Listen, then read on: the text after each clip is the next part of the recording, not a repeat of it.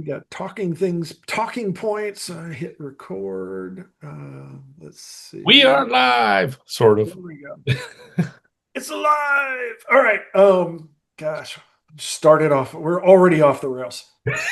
So we've got this episode, I think, is going to be the last one of using AI with that season.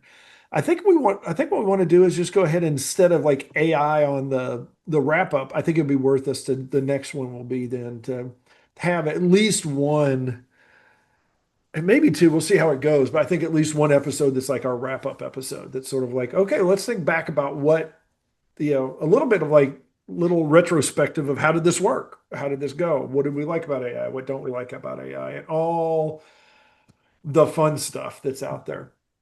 Because I think that may be a pretty cool one. I'm gonna shoot. Let's see. So I don't have the best light here. I guess it's not too bad. I have a little bit of a glow. Let me see if I can smoke here. Ah, other. So hold on. This may give me a little more natural lighting and such. I probably should drag like a lamp in here, but oh well, we'll go with this for now. Okay, so I'm just Yep.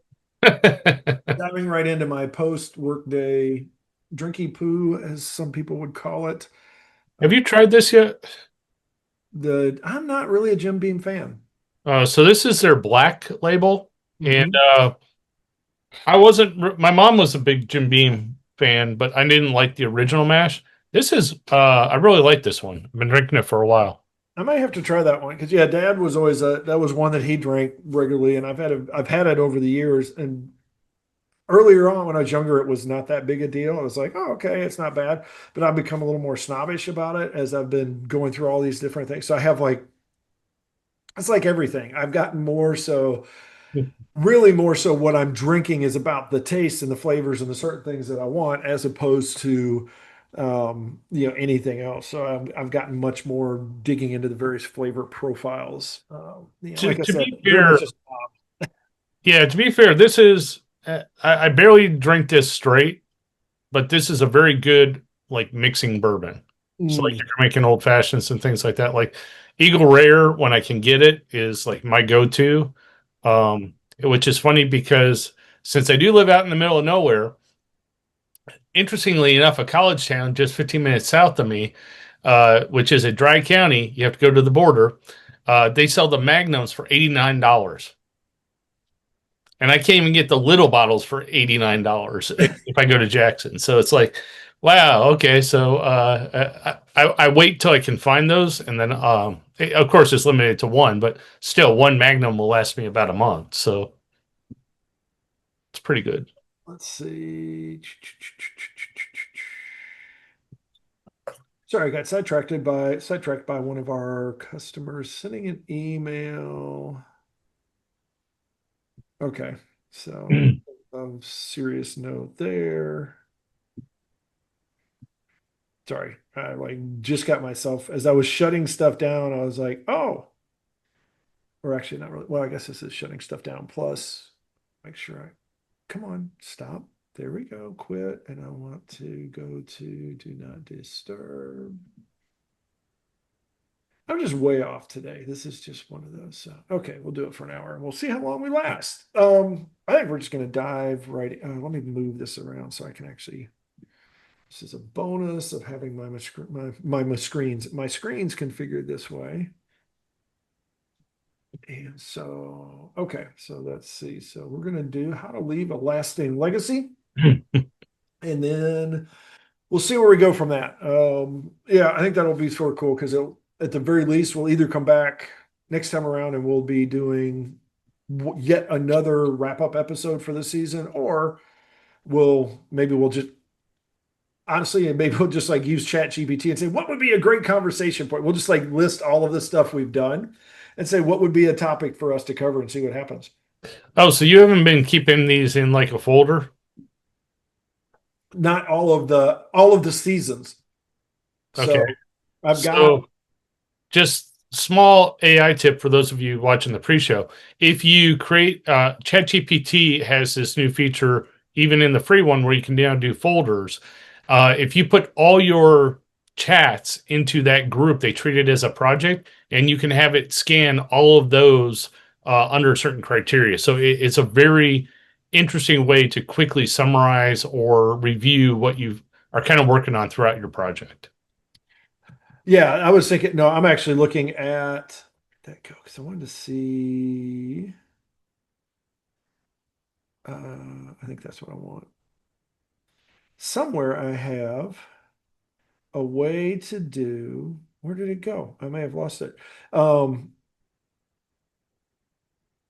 oh, it's in categories. My bad. Okay.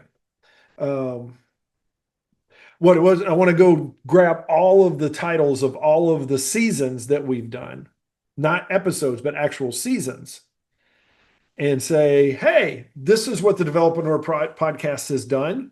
What would be a cool season idea? So maybe we'll even do that to wrap up the next episode, but I get ahead of us a little I bit. don't know if we can what can do. So there is a way if you install the ChatGPT app, I think you can have it scan a folder, but I have not tried that. I think because I have seen it integrate with like things like PyCharm, IntelliJ, Eclipse. Like if I have that open, it's like, oh, you have this open. Do you want me to integrate with what you're using? And it lets me. But I think you can do that against a file system. I'm not 100% sure though.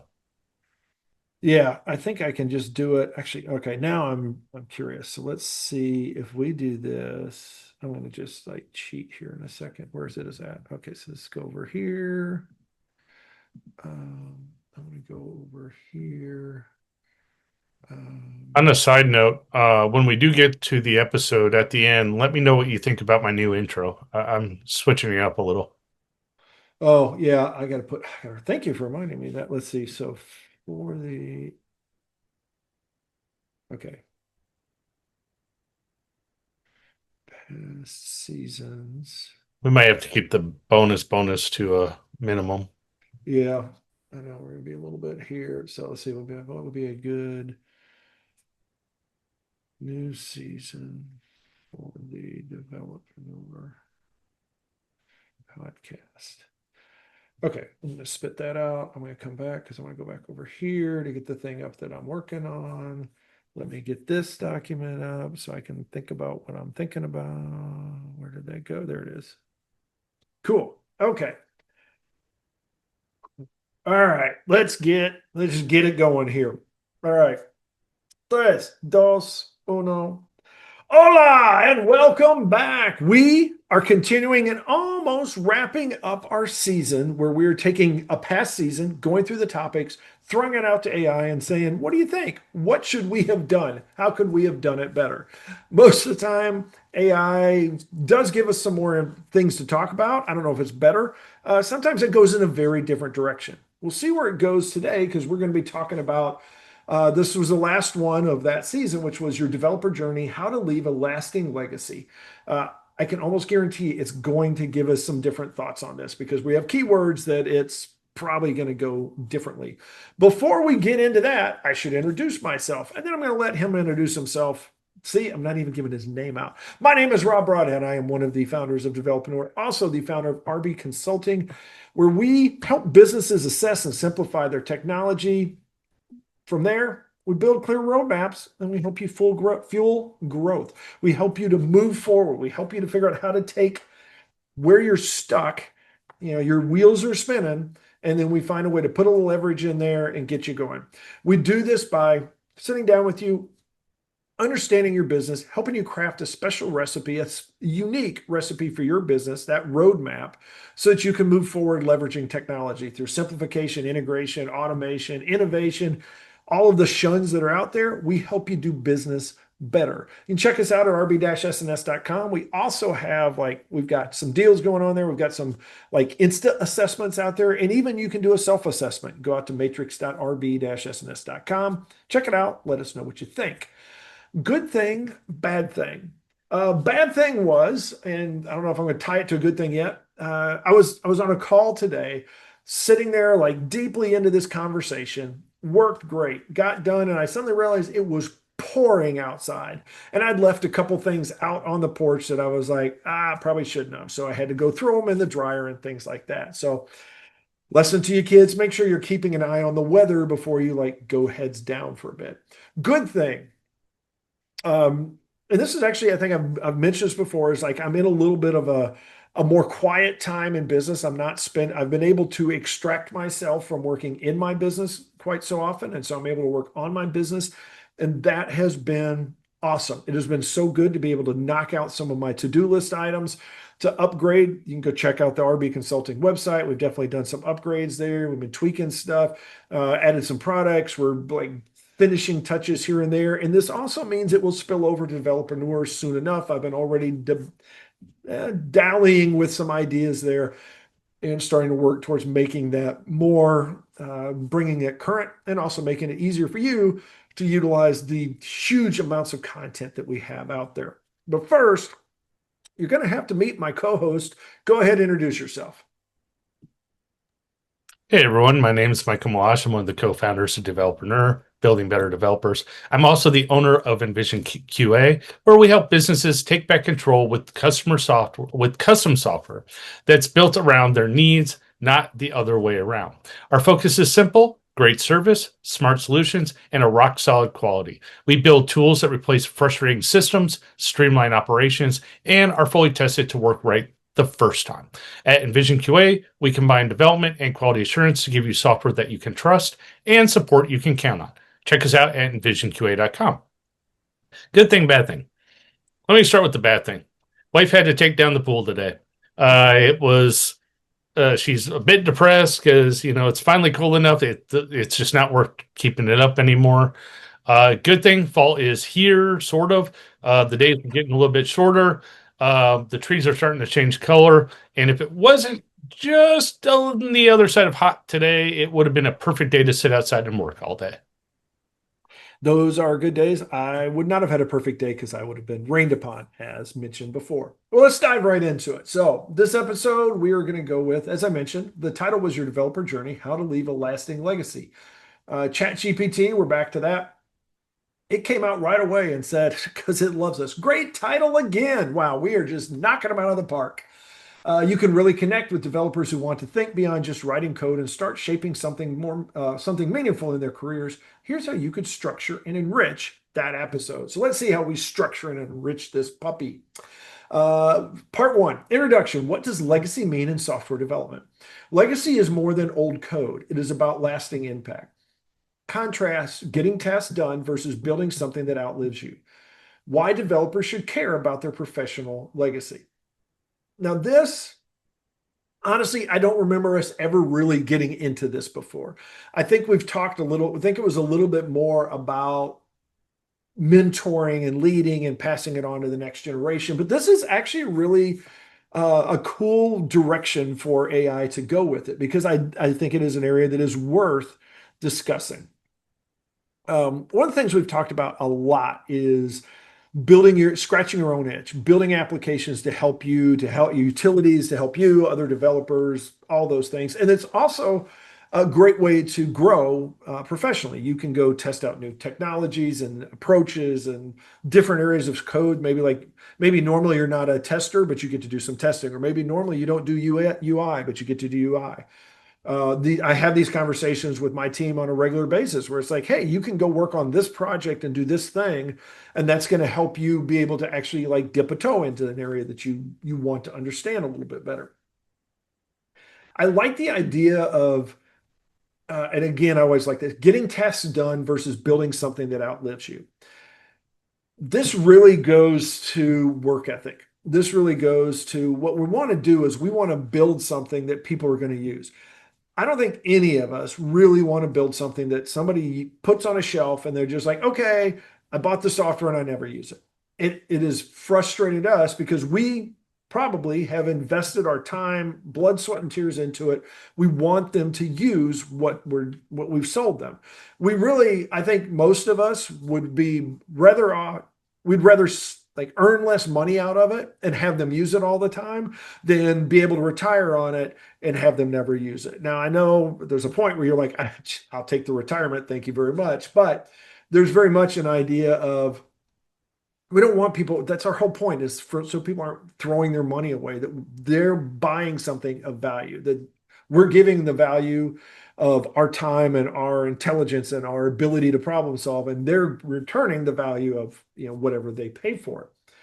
And I think that's very critical to, it's like our why. It's very critical to keep in mind while we're doing software development, is to basically say, look, we're not here just to write code. We're not here just to like play around with the latest technology. We're really here to solve problems. We're really here to help other people become better, their businesses become better through technology and through the skills that we bring to the table.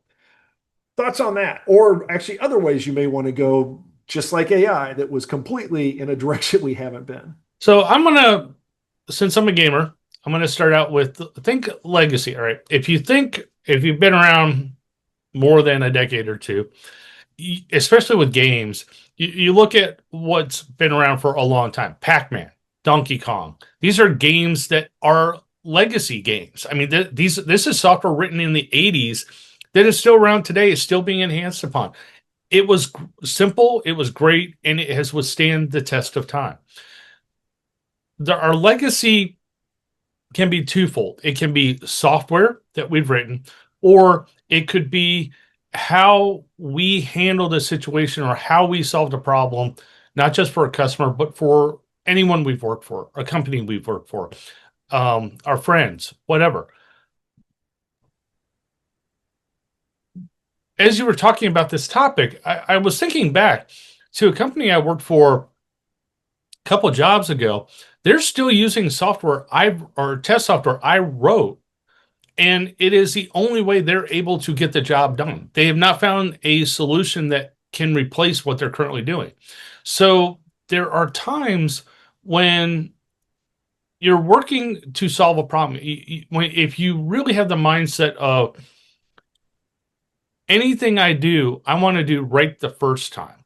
Now, that doesn't mean that you have to write perfect code every time, but the intent is what you're putting together is a solution that could really withstand the test of time. You write something so good that, yes, it can be expanded upon, but it doesn't have to be rewritten. It doesn't have to be replaced. And if you look at the industry, Windows has been around forever. It keeps reinventing itself, but it's still Windows. Linux, same thing. So while code can kind of withstand the test of time, how you build this software, how you approach these things, your impact on these projects could be around for a long time. You could be remembered as the person that, hey, this person put aside personal differences, really put together something solid, that they really did something here. Now, the sad part is your legacy may not be recognized while you're at your job, while you're currently working on the project. Legacy doesn't happen overnight. Legacy takes time, and usually legacy doesn't happen until you're gone or have left the project. Yeah, that's sometimes, a lot of times the legacy is as soon as you leave, everybody blames you. It's like everything went wrong. Oh yeah, that was that guy that's gone. But there's a it's very heartwarming to hear that that something you did is still working, is still being used, is has continued on, lived well beyond your time at that company. Moving on, defining your developer journey from junior coder to experienced developer. What changes? Skill building, mindset shifts, and responsibility growth. Common milestones: your first PR, leading a project, mentoring others. And I'm going to move right into the next one. Crafting a legacy in code, writing clean, maintainable, and documented code. Importance of standards, naming conventions, and clarity.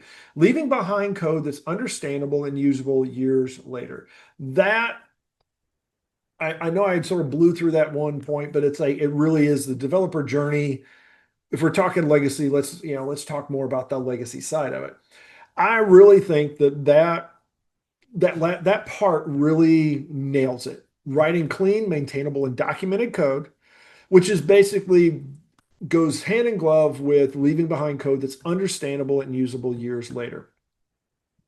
If you if you spend your time, you design it, you write it solid, you document it, you probably are not going to need, nobody's going to need to change it. It is, I know it's sometimes interesting to us, maybe even frustrating to be like, you'll see the name of some coder, some developer from 10 years ago in comments. It's like, oh, yeah, that was, Bob the coder. Yeah, he used to work for us and did a lot of stuff. But think about it. If you were Bob the coder and now people are still looking at your code, now if they're cussing at you, okay, you screwed up. But if there's like, oh yeah, Bob's code is great. Every time I find that, I know what I'm working with. And I've got a guy that works with me. He has dealt with multiple projects where we have taken over stuff and found a way to grow with it.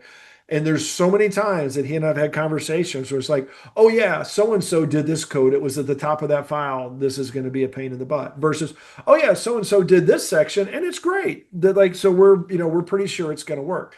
It really is like it's the ability for you to create a relationships and trust with somebody you never even meet.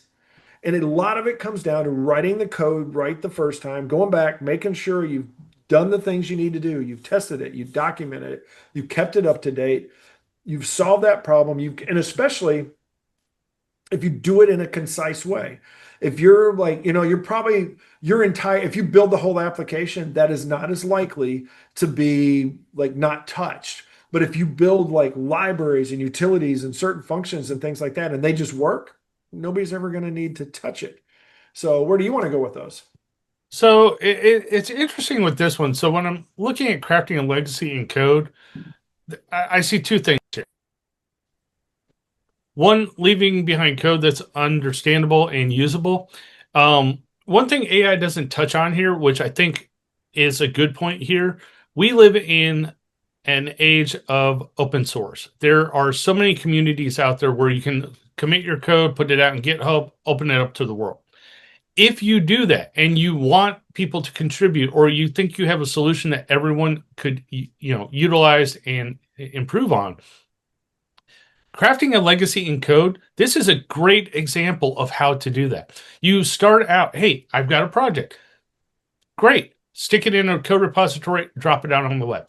The problem is, if you do not write clean and maintainable documented code, no one's going to use that code. They're going to look at it and be like, oh, well, this may solve my problem, but I can't understand it. It won't work.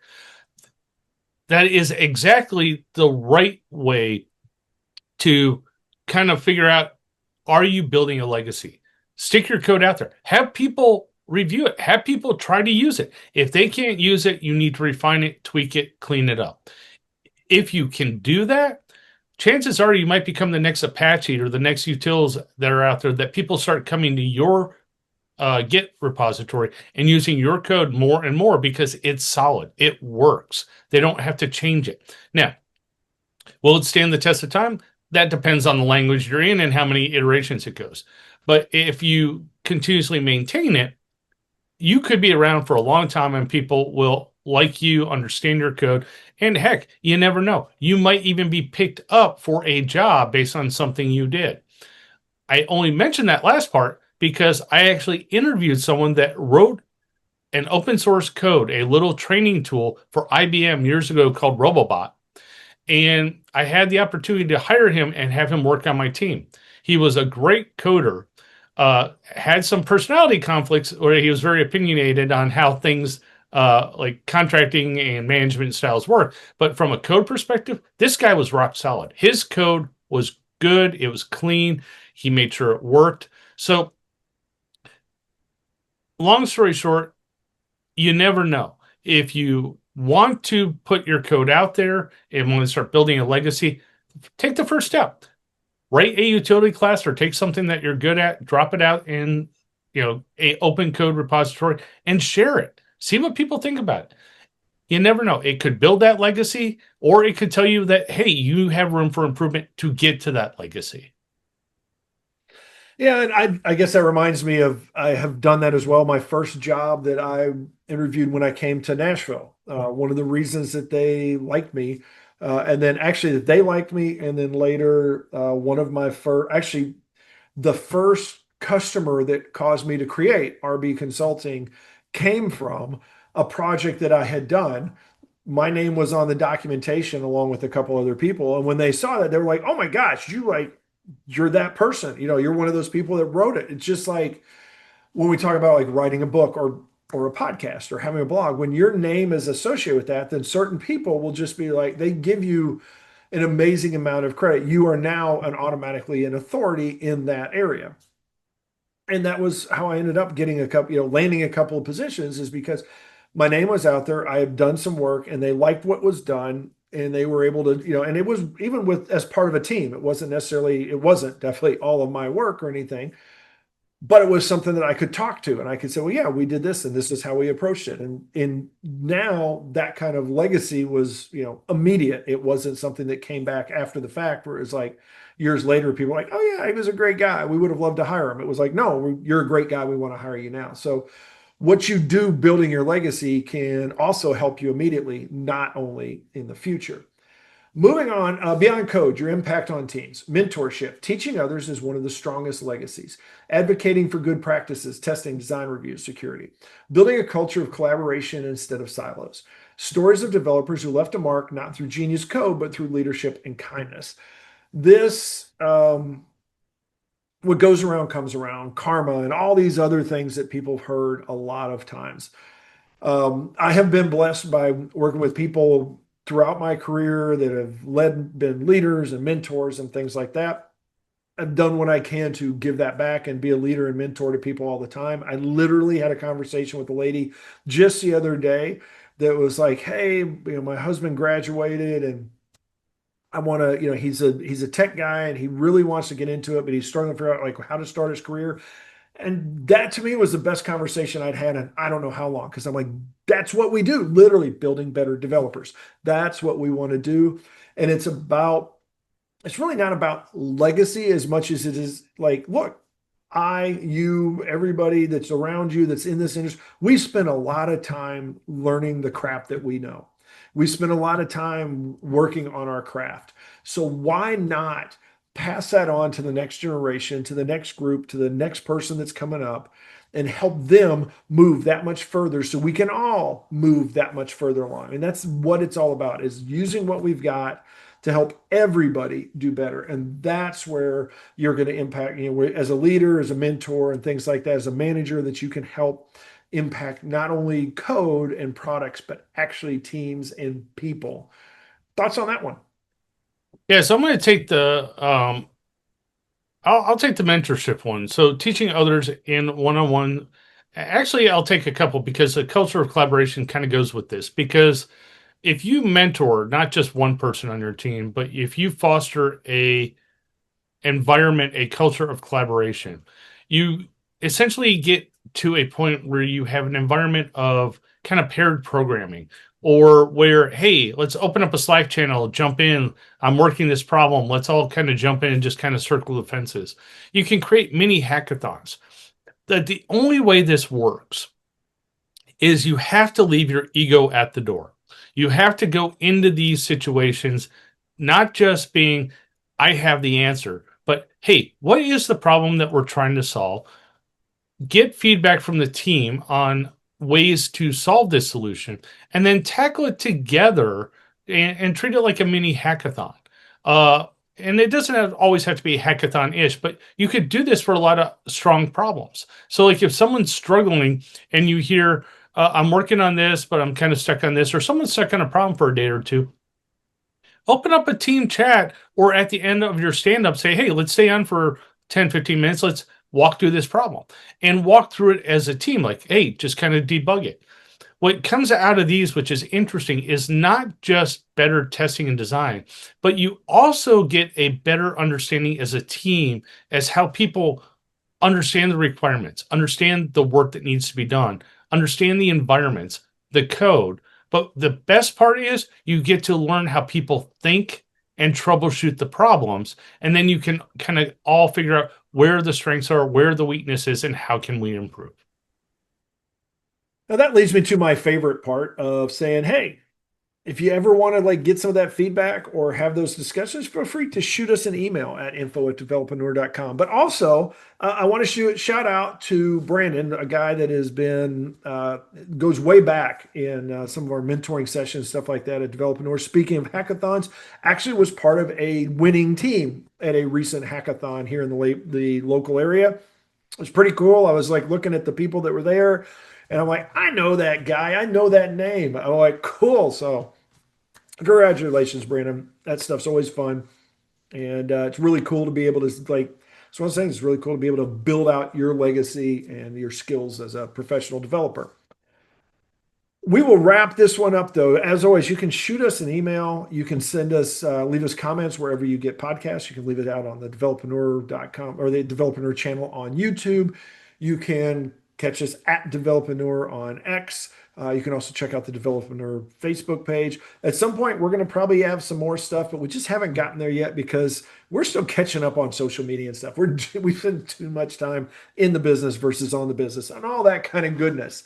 But that being said, we do appreciate the heck out of you spending some time with us, hanging out with us, and just being out there supporting us. We feel your support. Trust me, we feel those vibes coming in. So go out there and have yourself a great day, a great week, and we will talk to you next time. Bonus material, keeping it short because we've sort of like bonused it. Actually, I'm going to dive right into my bonus material because I did get a response back. So let me see if it'll display. Here we go. Actually, it's pretty cool. So I dumped all of our past seasons, all 25 seasons, plus a couple of special topic series that we had in the blog posts. And so here's what it came for. I said, like, what would be a good season? So this is actually pretty cool little bonus content, I think. Look at your past Developing podcast seasons. You've covered a great mix of technical skills, AWS, Python, Django, React Native, testing, career development, developer journey, mastering your career, interviews, passive income, building better habits, and business consulting insights, lessons learned from consulting, building better businesses, frontline lessons, grow from failures. Check all of those seasons out. There's a ton of really cool stuff in there. What seems missing and could really resonate with both aspiring and experienced developers is a practical, future focused season that ties together the themes of tools, habits, businesses, and technology shifts. And I went ahead and like, here's a few strong candidate ideas for a new season. Future proofing your developer career.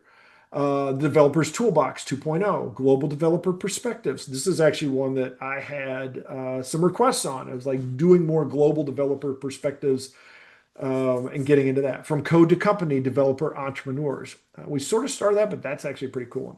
Based on your past seasons, I'd recommend starting with future proofing your developer career. It builds naturally on become a better developer, build better developers with AI, and developer journey while introducing a fresh forward looking perspective that your audience will find highly practical. It asked me if I wanted to draft a season outline with 10 to 12 specific episodes, and I said, sure. This is what it gave me.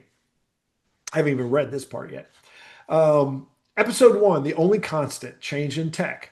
Episode 2, Skills That Never Expire. Episode 3, AI as your coding partner, not your replacement. Episode 4, Navigating the Cloud Native World. Episode 5, The Rise of Low Code and No Code. Episode 6, Continuous Learning Without Burnout. Episode 7, Building a Resilient Career Network. Episode 8, Future Proof Architectures. Episode 9, Soft Skills That Will Matter Most in 2030. Episode 10, Thriving in Remote and Global Teams. Episode 11, Developer to Entrepreneur, Expanding Your Options. Episode 12, Your Legacy as a Developer, which we just covered again. That's actually a pretty cool series of topics, I think. Yeah.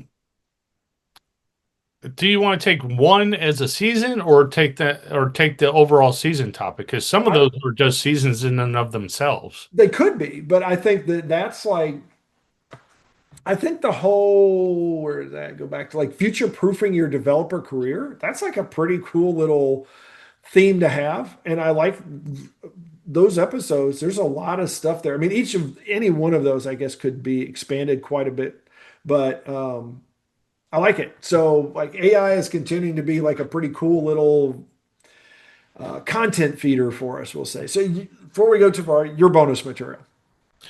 Well, I think that sums it up. But the big thing with this is we're nearing the end of, or I can't remember if this was the final episode or not, but um, if you want to leave a legacy, at the end of the day, make sure you are doing something. The work that you are working on, the code that you are producing, is something that you will be proud of. You don't have to be one of those crazy is the wrong word. Um, you don't have to be super critical about the work that you do. Just make sure that what you're working on is solid. It continues to move things forward, and it's something people can understand, can use, and should withstand the test of time. Yeah, you don't have to be like a, I don't know, quality Nazi or something like that. I don't know what you would think about or for your code and things, but I do agree that it's like I was make just sure thinking you're doing the best. perfectionist. That's what I was trying to There think. you go. That sounds Because, so much better than quality Nazi. well, So, that's what I was trying to go for because I used to draw a lot back in high school and I liked what I did, but I would never turn in my work because it was never done. It's one of those things you got to be careful of falling into the trap of you're not going to share it till you think it's done. You need to share it sooner so you can get feedback and then fix it and tweak it to make sure that it's done. so I think that's going to wrap this one up because we have gone a bit long. So we will come back next episode and we will be wrapping the season up. However we do it, it may be a multi episode wrap up. We'll see how it goes because there's a lot of stuff that we can dig into. So that being said, I'm not even gonna bother you with all the marketing stuff. We're gonna let you guys get to it. Go out and yeah, you can check all the links. Michael's gonna take care of all Just that click the crap. button. Yeah, that's right. Um, yeah, other stuff we'll get in future episodes. I don't want to get too far into this. Thank you so much. We appreciate your time and your attention and what you, even if you've been doing something else or if you're, watching this at like 1.5 speed, I still really appreciate it. Thank you so much. Have yourself a great one. We'll talk to you next time.